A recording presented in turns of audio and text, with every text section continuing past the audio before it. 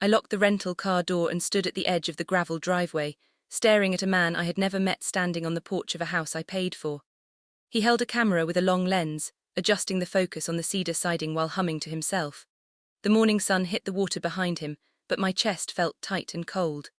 I had left 3 months ago after finishing the interior work, trusting my parents to settle in and enjoy the space. I never expected to find a stranger documenting every window and every angle of my gift. I walked up the path slowly, listening to the crunch of pine needles under my boots. The man noticed me immediately and lowered the camera. He offered a polite smile that did not reach his eyes. I asked him what he was doing. He said he was just taking reference photos for a listing. I told him this property was not listed anywhere. He nodded slowly and explained that the owners had reached out to his firm about 3 weeks ago. My stomach dropped. I watched him pack his gear into a canvas bag, while my hands grew numb at my sides.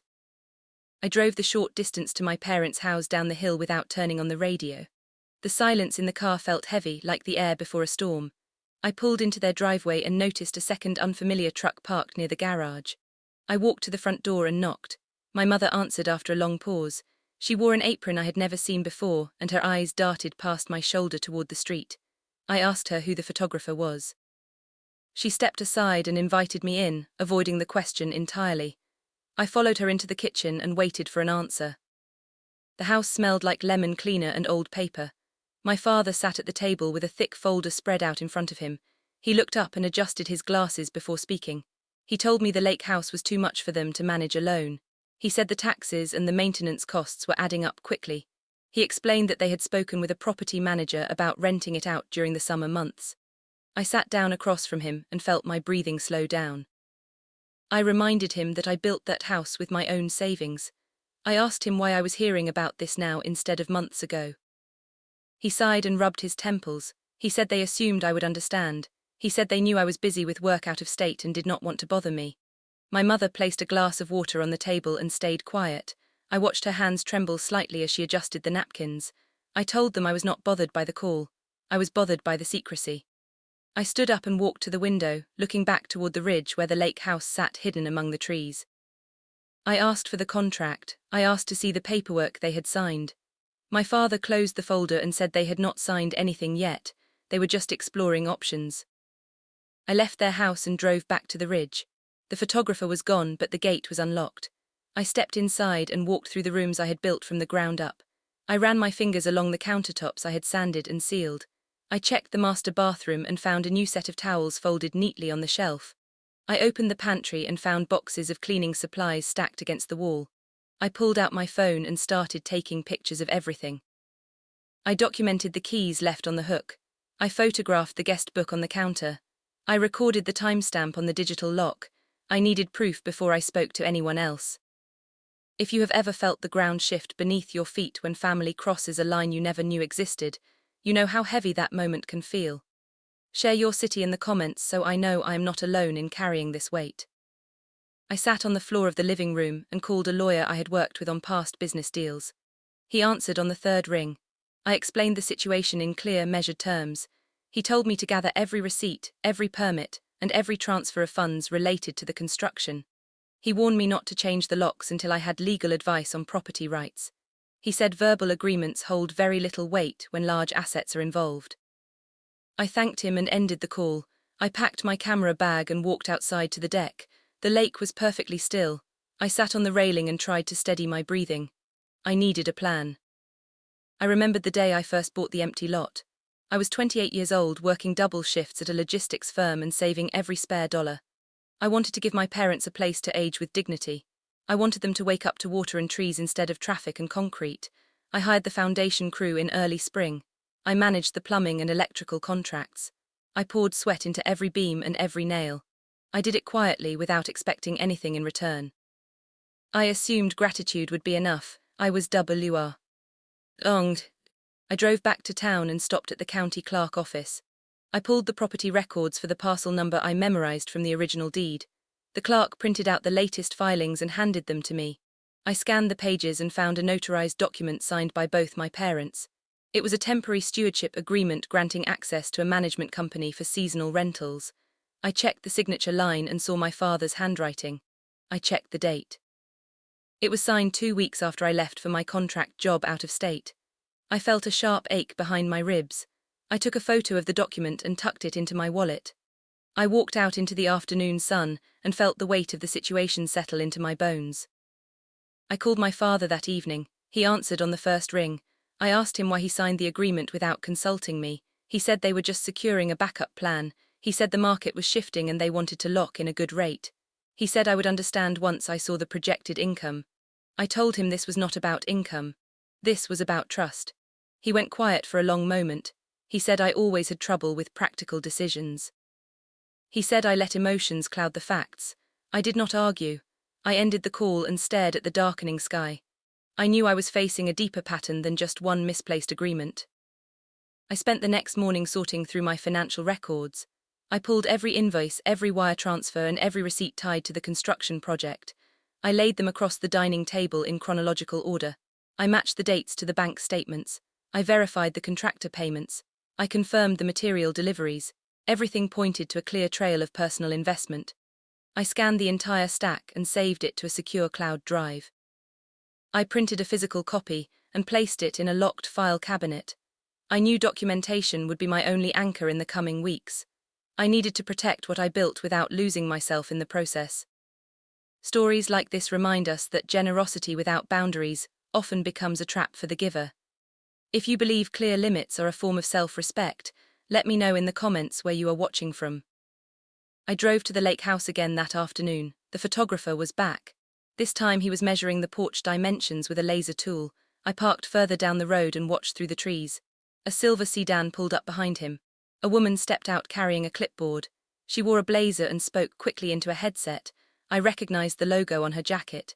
It was the same regional real estate group my parents had mentioned years ago. I stayed hidden and listened to the wind move through the pines. I needed to see how far this had gone before making my next move. The woman walked up the steps and handed the man a set of forms. They reviewed them together and pointed toward the tree line. They discussed sightlines and dock access. They mentioned a price range that made my jaw tighten. I realized they were not just planning seasonal rentals. They were preparing to list the property for sale. I stepped out from behind the oak tree and walked toward the steps. The woman turned and offered a professional smile. I asked her who authorized the listing preparation. She said the property owners had engaged their firm for market evaluation. I asked to see the authorization letter. She hesitated and opened her folder. I read the document carefully. It referenced the same stewardship agreement I found at the county office. I handed it back and told her the listing was on hold. She frowned and said her instructions came directly from the deed holders. I drove home and sat in my garage for an hour. I replayed the conversation in my head. I traced the chain of decisions that led to this moment. I thought about the late nights I spent negotiating material discounts. I thought about the weekends I missed because I was framing walls. I thought about the quiet pride I felt when I handed my parents the keys.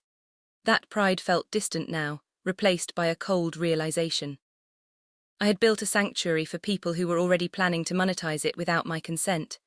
I stood up, walked to the workbench, and opened my tool drawer. I pulled out a set of heavy-duty padlocks and a roll of security tape. I was done waiting for permission to protect what was mine. If you have ever had to step back from someone who treats your kindness as a resource rather than a relationship, you know how lonely that decision can be. Tell me what helped you hold your ground when you needed it most. I returned to the lake house at dawn the next day. I brought the padlocks, a drill, and a copy of the original deed. I changed the gate code and installed a reinforced latch on the main entry. I placed security cameras on the porch and the dock. I recorded every action and timestamped the installation. I left a formal notice on the front door stating that all unauthorized access was prohibited pending legal review.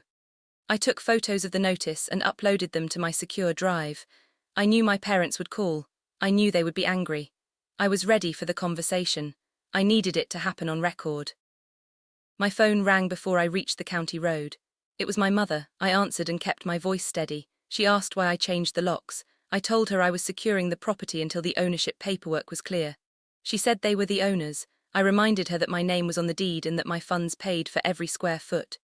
She went quiet. She said we were making a mistake over a simple misunderstanding. I said it was not a misunderstanding, it was a breach of trust. She said I always made things difficult when they tried to plan ahead. I told her planning does not override consent. She hung up. I put the phone in my pocket and kept driving. I stopped at a local diner and ordered coffee. I spread the documents across the booth table and reviewed them again. I highlighted the sections that proved direct financial control. I noted the clauses that required joint consent for any lease or sale. I drafted a formal letter to the real estate firm demanding an immediate halt to all marketing activities. I printed 3 copies and prepared to deliver them in person. I knew this would escalate tensions. I knew it might damage relationships permanently. I also knew that silence would cost me more than conflict. I finished my coffee, packed the papers into my bag and walked back to my car. The real estate office was located near the highway, surrounded by other commercial properties. I parked in the front lot and entered through the glass doors. A receptionist greeted me and asked for my name. I told her I needed to speak with the lead agent handling the Lake House portfolio. She checked the schedule and pointed toward a corner office. I walked down the hall and found the woman from the porch reviewing a computer screen. She looked up and recognized me immediately. I placed the formal notice on her desk. I asked her to confirm receipt in writing. She sighed and picked up the paper. She said her firm followed client instructions and did not question property rights. I told her they needed to verify those rights immediately. I handed her a copy of the deed. She read it slowly and closed the folder. She agreed to pause all listing activities until the ownership question was resolved. I thanked her and left the building. Boundaries are not about shutting people out. They are about keeping your own foundation solid when others try to build on it without asking. If you agree, share your location below and subscribe for more stories about clarity and courage. I drove back to the lake house and walked through the rooms one more time. I checked the camera feeds and confirmed the gate was secure. I sat on the deck and watched the water ripple in the afternoon light. I felt exhausted but calm. I had taken the first necessary steps to reclaim control. I knew the hardest part was still ahead. My parents would not accept this quietly. They would appeal to emotion, guilt, and family loyalty. I needed to prepare for that conversation. I needed to stay anchored in facts. I needed to remember why I started this project in the first place. My phone buzzed with a text from my father. He wrote that we needed to talk face to face. He asked me to meet at the house tomorrow morning. He said he would bring my mother and the real estate contact. I read the message twice and typed a simple reply. I agreed to the meeting. I added that all discussions would be recorded for clarity. I put the phone down and watched a hawk circle above the pines. I felt a shift in my chest. The fear was still there, but it was no longer in control. I had drawn a line, now I had to stand on it. That night I reviewed old messages between my parents and the property management group. I found a thread where my mother thanked them for handling the paperwork quickly. I found a message where my father asked about the best time to list. I found a draft email mentioning that I was away for work and would not interfere with the timeline. I saved every screenshot and organized them into a timeline folder. I printed the sequence and placed it in my file cabinet. I knew this would be the core of my argument. I knew I could not let emotion override evidence. I turned off the desk lamp and prepared for sleep. Tomorrow would test everything I believed about loyalty and limits. If you have ever had to document the truth because people would rather rewrite it, you understand why paper trails matter. Let me know in the comments what system helped you stay organized during tough times. The morning air was crisp and damp when I arrived at the lake house. I set up a voice recorder on the kitchen counter. I placed the deed, the financial records, and the management emails on the table. I wait. In silence as the sound of tires approached. The front door opened and my parents stepped inside. They brought the real estate agent with them. She carried a leather portfolio and avoided my gaze. I welcomed them and asked them to sit. I turned on the recorder and stated the purpose of the meeting clearly. I said we were here to review ownership, consent, and next steps. I asked my father to explain why he moved forward without my knowledge. He leaned forward and rested his elbows on his knees. He said they were protecting the investment.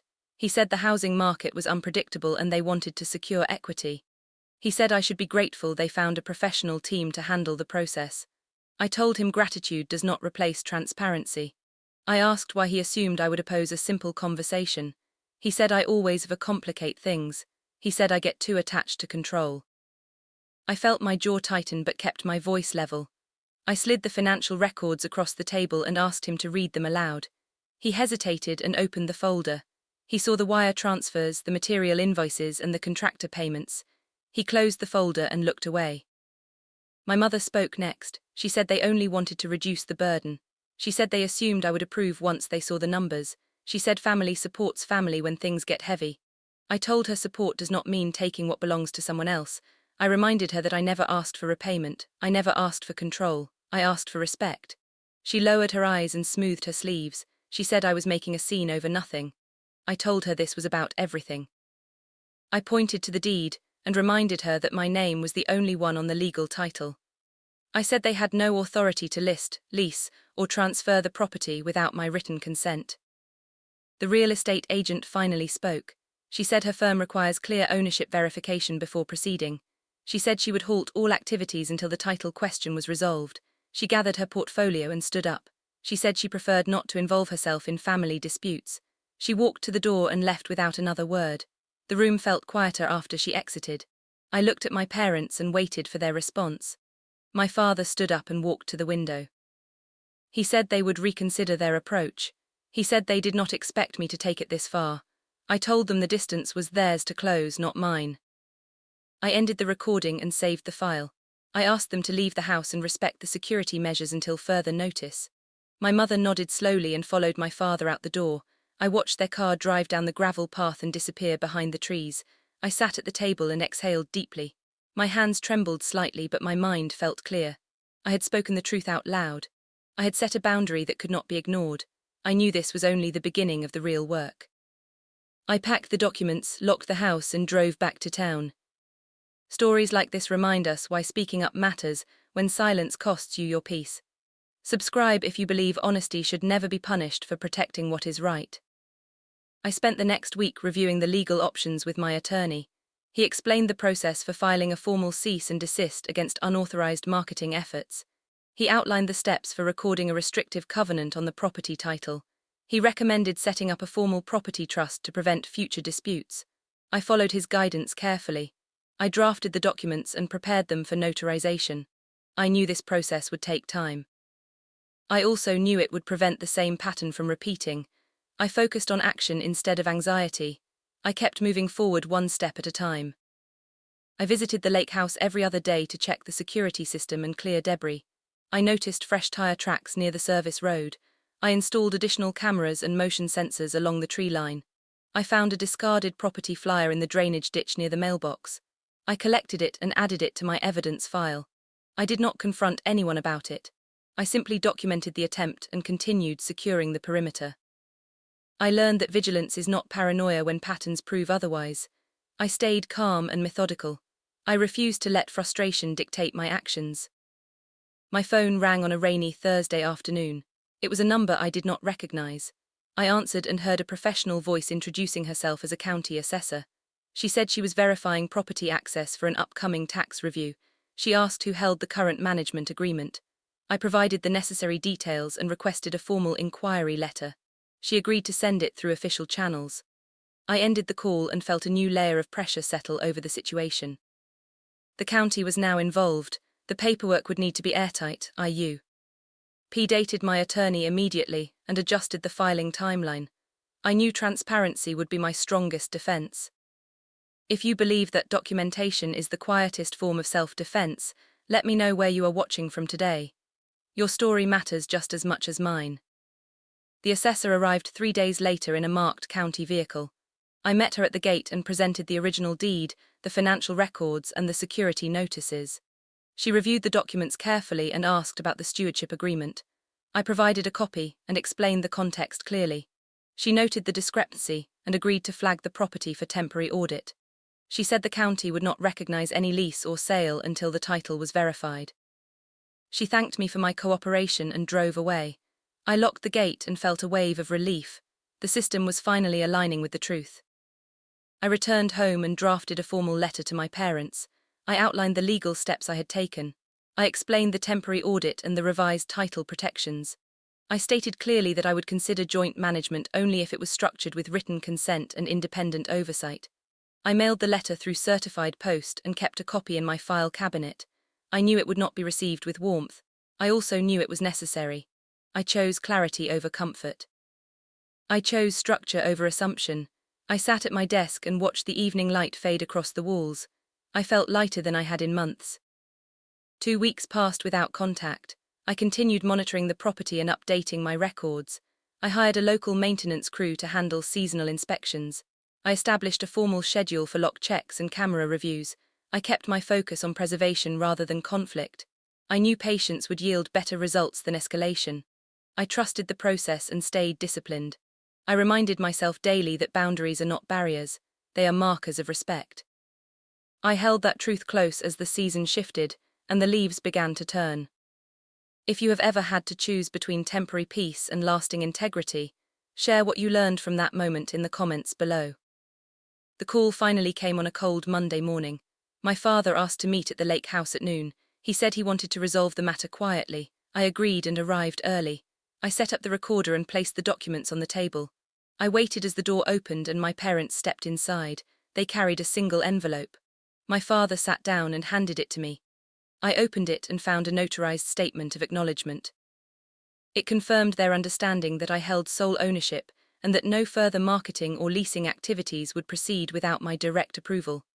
I read it twice and felt my shoulders relax. I asked if they wanted to sign a revised management agreement. My mother shook her head and said they would visit as guests. I nodded and agreed to those terms. We spoke for a long time after that. We discussed the weight of expectation and the quiet damage of assumption. My father admitted they had acted out of fear rather than foresight. My mother acknowledged that they had crossed a line I never wanted to draw. I listened without interrupting. I did not offer absolution. I offered structure. We drafted a visitor schedule and established clear rules for future access. We signed a simple agreement that prioritized transparency. I felt the tension ease from the room. The path forward was narrow but steady. We parted on respectful terms and left the door open to repair what we could. I stayed at the house for another hour, listening to the wind and the distant sound of water against the dock. I packed my files, turned off the recorder and locked the main door. I walked to the gate and paused to look back at the structure I had built from scratch. It was no longer a symbol of blind generosity. It was a testament to careful boundaries. I felt a quiet pride return to my chest. I had protected the space without losing my compassion. I had chosen clarity over confusion. I drove away knowing the house would remain exactly what I intended. Weeks that followed brought a steady rhythm to my routine. I visited the property on a scheduled basis. I maintained the records and updated the security system. I communicated with my parents through clear, documented messages. I refused to let old patterns return. I focused on my work, my health, and my peace. I learned that love does not require surrender. I learned that respect begins with self-respect. I carried those lessons forward and applied them to every relationship I valued. I built a life that reflected my own standards, instead of inherited expectations. I stood on the porch one evening as the sun dipped below the tree line. The water reflected the fading light in soft, golden ripples. I thought about the stranger who first stood where I now stood. I thought about the camera. The listing, the fear that almost took over. I smiled quietly and closed the gate behind me. I had walked through the fire of confrontation and emerged with my foundation intact. I knew that boundaries are not built in a day. They are maintained through consistent choices. I made those choices daily and they became my new normal. I felt ready for whatever came next. Family loyalty means standing by each other, but it does not mean handing over your life to fill someone else's gaps. If this message resonated with you, tell me where you are listening from and subscribe for more stories about courage and clarity. I continued to document every visit and every maintenance update. I kept the files organized and accessible. I reviewed the original contract once more and confirmed every detail matched the current reality. I felt no resentment, only quiet certainty. I had faced a difficult situation and navigated it with patience and precision. I refused to let anger dictate my decisions. I chose structure, transparency, and steady action. I learned that growth often arrives through discomfort, and that discomfort is worth enduring when it leads to peace. I carried that truth forward and let it guide my next steps. The lake house stood as a quiet reminder of what happens when generosity meets expectation. I built it to give, but I kept it by choosing to protect. I realized that true support does not require sacrifice of self. It requires mutual respect and clear communication. I applied those lessons to my friendships, my career, and my daily routines. I stopped assuming and started verifying. I stopped apologizing for my limits and started honoring them. I found that people who truly care adjust to your boundaries instead of testing them. I surrounded myself with those who understood that distinction. I visited the property one final time before the season turned cold.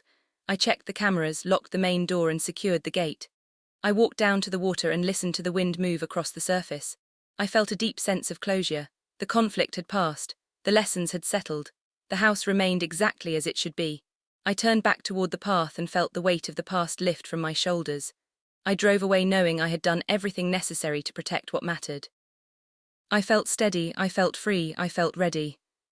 Setting a boundary did not make me selfish. It made me responsible. And responsibility is the quietest form of respect you can show yourself and the people who truly matter. If you agree, share this story with someone who needs to hear it, and let me know in the comments where you are watching from today. Thank you for staying with me through this journey. The morning after I changed the locks, my phone did not stop ringing. I let the first 5 calls go to voicemail. I watched the screen light up on the kitchen table, each notification adding another layer of tension to an already heavy situation. I poured a cup of coffee and sat by the window, listening to the rain tap against the glass. I knew what those calls meant. I knew they were trying to bypass the boundary I had just drawn. I took a slow breath and finally answered. My father's voice came through the speaker, tight and strained. He asked why I was locking them out of their own property. I told him the deed was in my name and that the locks were for protection until the paperwork was sorted. He said they had already paid for a staging crew. I said no crew would be entering until we had a signed agreement on the table. He hung up without another word. I placed the phone face down on the wood and rubbed my temples. The line had been drawn, and now the real work was about to begin. I spent the rest of that morning compiling every digital record related to the property. I opened my email archive and searched for keywords like foundation, lumber, electrical and plumbing. I found over 200 messages spanning 18 months. I downloaded the contractor invoices, the delivery confirmations, and the inspection reports. I organized them into dated folders and created a master spreadsheet tracking every dollar I had spent. I cross-referenced the bank withdrawals with the contractor invoices to ensure perfect alignment. I printed 3 complete sets and placed them in heavy-duty binders. I knew I would need multiple copies for legal review, family meetings, and county verification. I locked the binders in a fireproof safe and felt a quiet sense of control return. Documentation was my anchor. It was the only thing that could cut through the noise of assumption and emotion. If you have ever had to gather proof when the people closest to you refuse to acknowledge the truth, you know how isolating that process can feel. Share your city in the comments so I know I am not carrying this weight alone. By midday, a heavy knock rattled my front door. I opened it to find my mother standing on the porch, her coat damp from the rain, her eyes red and tired. She held a manila envelope in both hands. She asked if we could talk inside. I stepped back and let her in. We sat at the kitchen table in silence for a long moment. She placed the envelope on the surface and told me they had made a mistake. She said they thought they were being proactive. She said they believed I would appreciate them handling the stress of property management. I listened without interrupting. I asked her to open the envelope. Inside were draft rental agreements, marketing flyers, and a signed authorization form for a regional vacation management company. I read each page carefully. I noticed the rental rates were set far below market value. I noticed the management fee structure heavily favored the agency. I noticed my signature line was completely blank. I slid the papers back toward her and asked who approved those terms. She looked down at her hands and said the agency said it was standard. I told her standard did not mean acceptable. I told her I would not allow them to devalue what I built just to save themselves from having a difficult conversation. She reached across the table and touched my arm. She said we were letting paperwork ruin our relationship. She said family should not need contracts to trust each other. I gently removed her hand and met her gaze. I told her contracts were not the problem. Secrecy was the problem. I explained that I would have gladly signed a management agreement if they had asked first. I explained that I would have adjusted the terms if they needed support. I reminded her that trust is built on transparency, not assumption. She nodded slowly and wiped her eyes. She said they would stop the staging crew. She said they would cancel the agency contract. I thanked her for that step. I told her we still needed to formalize the ownership structure to prevent future confusion. She agreed to review a draft proposal I would send. I walked her to the door and watched her walk back to her car. I closed the door and leaned against the wood, feeling the heavy weight of the moment settle into my chest. Progress was slow, but it was real. I spent the evening drafting a clear, concise property agreement. I kept the language simple and direct. I outlined my sole ownership rights. I established a guest visitation schedule for my parents. I created a clause requiring written consent for any maintenance work exceeding a set budget. I added a section detailing how future property taxes and insurance premiums would be handled. I reviewed every line twice to ensure fairness and clarity. I did not want a punitive document, I wanted a protective one. I saved the draft as a PDF and prepared it for attorney review. I knew legal validation would give it weight. I also knew it would force a necessary conversation about expectations. I turned off my desk lamp and sat in the quiet dark. I felt exhausted but steady. I had chosen structure over sentimentality, and that choice was finally bearing fruit. Stories like this remind us that clarity is the kindest thing you can offer people who care about you. If you believe honest communication strengthens relationships rather than weakening them, let me know where you are listening from today. 2 days later, my attorney called to confirm the draft was legally sound. He suggested adding a mediation clause in case of future disputes. He recommended filing a notice of sole ownership with the county recorder to create a public record. I agreed to both steps. We scheduled a notary appointment for the following week. I informed my parents of the timeline and asked them to review the document before signing. My father replied with a short text message. He said they would read it. He said they needed time to process. I respected the request. I did not push. I did not chase. I simply held the line and waited. I spent those days maintaining my routine, checking the property cameras and updating my financial spreadsheets. I refused to let anxiety dictate my pace. I focused on steady, deliberate action. I reminded myself that patience is a form of strength, not surrender. County recorder appointment arrived on a crisp Thursday morning. I met my attorney at his office and brought all the required forms. We reviewed the documents together and verified the parcel number, the legal description, and the ownership details. We signed the papers in front of the notary and watched as the official seal was stamped onto each page. I felt a deep sense of relief as the ink dried on the final sheet. The public record would now reflect the truth. No one could dispute it later. I thanked my attorney and walked out into the bright sunlight. The air felt lighter. The pressure in my chest had eased significantly. I knew the legal foundation was secure. I also knew the emotional foundation still needed work. I drove home with a clear mind and a steady heart. I was ready for the next phase. That evening my phone rang again. This time it was my father. His voice was calmer than before. He said they had read the agreement. He said they had a few questions about the visitation schedule. He asked if we could meet at the lake house on Saturday to discuss it in person. I agreed. I told him I would bring the final printed copies. I told him I would also bring a copy of the recorded county filing. He thanked me and ended the call. I placed the phone on the counter and took a long breath. The meeting would be critical. It would either solidify the new boundaries or fracture the relationship further. I prepared myself for both possibilities. I packed the documents into a leather folder. I checked the security cameras one last time. I turned off the lights and went to bed, knowing Saturday would define the path forward. If you have ever had to sit across from someone you love and present them with a document that changes everything, you understand how heavy that room can feel. Share what helped you stay grounded during tough family conversations. Saturday morning arrived with a pale sky and a sharp wind. I drove to the lake house early and prepared the interior. I set up a small table on the porch and arranged 3 chairs. I placed the property agreement, the county filing, and a pen at each seat. I brought a digital recorder and set it on the table. I wanted full transparency. I wanted no room for misinterpretation. I waited as the sound of tires crunched up the gravel driveway. My parents stepped out of their car and walked up the steps together. They looked older than I remembered, but their posture was straight. I welcomed them and asked them to sit. I turned on the recorder and stated the purpose of the meeting clearly. I said we were here to finalize the ownership structure and establish clear expectations for the future. I handed each of them a copy of the agreement. I asked them to read it slowly and ask questions. My mother opened the folder and read the first page in silence. My father adjusted his glasses and studied the legal description. After 10 minutes, my father spoke. He said he understood the visitation schedule. He said he appreciated the budget clause. He asked if I would consider allowing them to host family gatherings twice a year. I agreed, provided they gave me 30 days' notice and handled the cleanup. He nodded and signed the first page.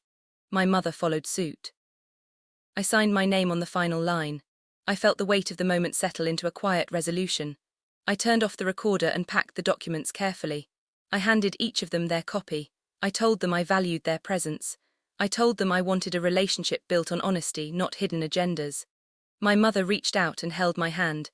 She said she was sorry for the confusion. She said they would respect the boundaries moving forward. I squeezed her hand gently and felt a long-held tension finally release. We stayed on the porch for another hour, watching the water and talking about simple things. We discussed the weather, the changing trees, and the quiet rhythm of the lake. We avoided heavy topics. We let the new agreement do the heavy lifting. When it was time to leave, I walked them to their car. I told them I would see them in a few weeks. They nodded and drove away. I stood at the edge of the driveway and listened to the sound fade into the trees. I felt a profound sense of peace. The conflict was over. The foundation was secure. I locked the main door, checked the cameras, and drove home with a light heart. I had navigated a painful situation with patience and precision. I had protected my boundaries without burning the bridge. Boundaries are not about building walls. They are about installing doors that only open with mutual respect.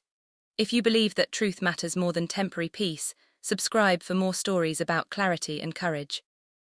The weeks that followed brought a steady rhythm to my life. I visited the lake house every third weekend to perform routine maintenance. I checked the roof, cleared the gutters, and inspected the foundation. I updated the security system firmware and replaced the camera batteries. I kept the financial records current and stored them in a secure cloud backup. I communicated with my parents through clear, documented messages. I no longer felt the need to justify my decisions. I simply stated them. I found that people adjust to consistency. They learn what to expect. They stop testing limits when the limits are firm and fair. I applied this lesson to my friendships, my work, and my daily routines. I stopped over-explaining. I started trusting my own judgment. I felt lighter, more focused, and deeply grounded. I received a certified letter from the county assessor confirming the updated property record. I filed it alongside my other documents. I felt a quiet satisfaction knowing the legal trail was complete. I also knew the emotional work was ongoing. Healing does not happen overnight. It ends through repeated actions, consistent honesty, and the willingness to forgive without forgetting. I chose to move forward with cautious optimism. I invited my parents to visit as guests following the schedule we had established. They arrived on a sunny afternoon, bringing a simple meal and a bottle of wine. We sat on the porch and watched the sun dip below the horizon. We talked about books, gardens, and quiet memories. We did not revisit the past. We simply enjoyed the present. I felt the relationship shift from tension to calm. It was not perfect, but it was honest. I spent my evenings reflecting on the journey. I thought about the stranger with the camera. I thought about the listing preparation. I thought about the fear that had gripped me in those early days. I realized that fear was not my enemy. It was a signal. It told me something needed attention. It told me I had to speak up before the situation grew larger than me. I listened to that signal. I acted on it. I learned that courage is not the absence of fear. It is the decision to move forward despite it. I carried that lesson forward into every aspect of my life. I stopped waiting for permission to protect what mattered. I stopped apologizing for my standards. I started building a life that reflected my own values instead of inherited expectations. If you have ever had to choose between being liked and being respected, you know how heavy that crossroads can feel. Tell me in the comments what choice you made and how it changed your life. I hired a local landscaping team to handle seasonal maintenance. I provided them with a clear scope of work and a fixed schedule. I paid them promptly and communicated openly. I watched them transform the overgrown yard into a clean, accessible space. I felt proud of the work. I felt grateful for the professionals who respected the property. I learned that good management is not about control. It is about clear expectations and mutual accountability. I applied that philosophy to my own life. I set clear goals, I tracked my progress, I adjusted when necessary. I refused to let old patterns dictate my future. I built a routine that prioritized peace, purpose, and personal growth. I felt the weight of the past lift from my shoulders with each passing month. One quiet evening, I stood on the dock and watched the water reflect the fading light. I listened to the wind move through the pines. I thought about the house, the land, and the journey it had taken to protect them. I realized that the lake house was never just a building. It was a mirror. It showed me what I valued, what I tolerated, and what I was willing to fight for. It taught me that generosity without boundaries becomes self-destruction. It taught me that love without honesty becomes confusion. It taught me that respect is earned through consistent action, not silent sacrifice. I closed my eyes and let the lessons settle into my bones. I felt ready for whatever came next. I returned to the house, locked the door, and packed my gear. I drove home through the darkening woods, feeling a deep sense of completion. The conflict was resolved, the paperwork was filed. The relationship was rebuilt on a stronger foundation. I had navigated the storm without losing my compass. I had chosen clarity over comfort. I had chosen integrity over convenience. I felt proud of that choice. I knew it would guide me for years to come. I arrived home, turned off the lights and sat in the quiet dark. I felt steady. I felt free. I felt ready. Family loyalty means standing by each other, but it does not mean handing over your life to fill someone else's gaps. If this message resonated with you, share your thoughts below and subscribe for more stories about courage and clarity. Thank you for staying with me through this journey. Your voice matters, your boundaries matter, your peace matters. Setting a boundary did not make me selfish, it made me responsible. And responsibility is the quietest form of respect you can show yourself and the people who truly matter. I hope this story reminds you that your time, your energy, and your assets are yours to protect. You do not need permission to draw a line. You only need the courage to hold it. Thank you for listening.